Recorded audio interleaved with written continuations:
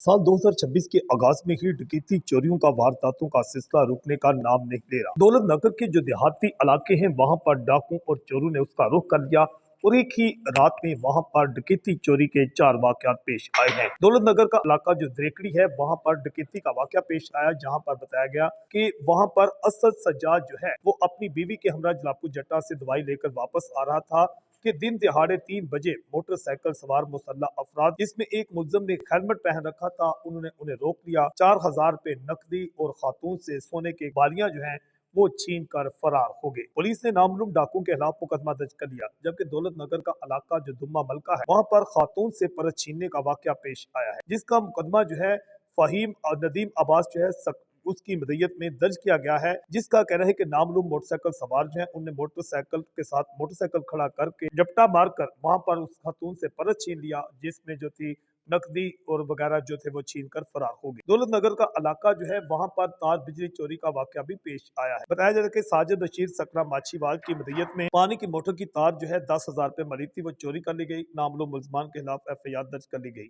जबकि दौलत नगर के इलाका में पीटर इंजन चोरी का वाकया पेश आया है गाँव मुकरिया में, जहाँ पर बताया जाता है कि फैसल अदरी सकना मुकरिया की मदयत में जो नामलूम मुलजमान है जिन्होंने पीटर इंजन चोरी किया है उनके खिलाफ पुलिस ने मुकदमा दर्ज कर लिया है। जज्बा न्यूज से मैं हूँ आकाश नियाज़।